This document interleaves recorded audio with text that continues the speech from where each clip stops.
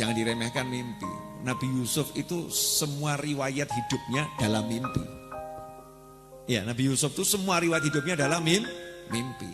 Mukjizatnya Nabi Yusuf takwil mimpi.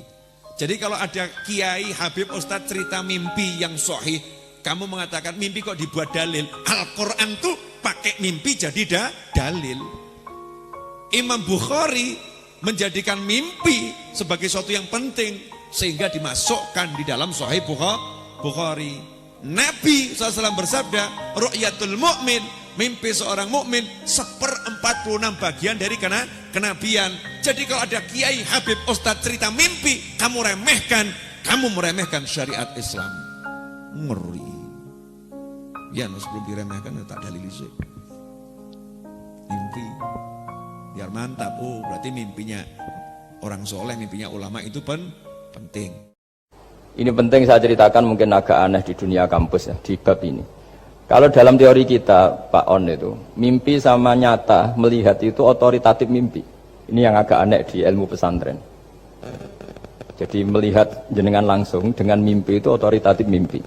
Karena mimpi ru'yal mukmin dijamin oleh Rasulullah sama dengan 46 juz'un minan nubuwah. Jadi persennya itu besar sekali, 46% dari juz'un minan nubuwah, otoritatifnya.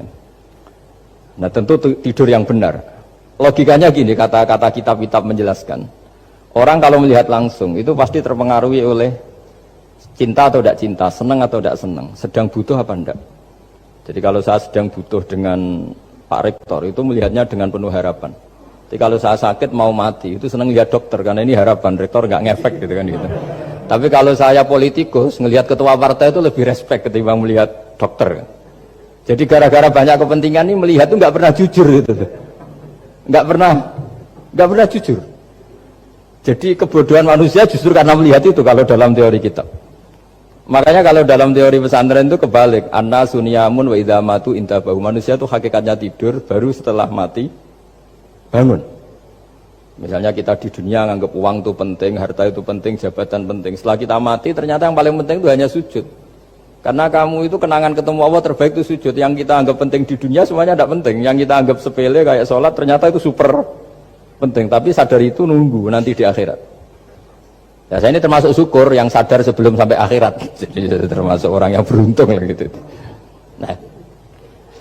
Nah, kenapa mimpi itu begitu penting? Karena tadi ketika orang tidur itu off semua, sistem sarafnya, sistem apanya. Yang ada hanya pengendalian Tuhan. Karena dia tidak bisa mengendalikan dirinya sendiri.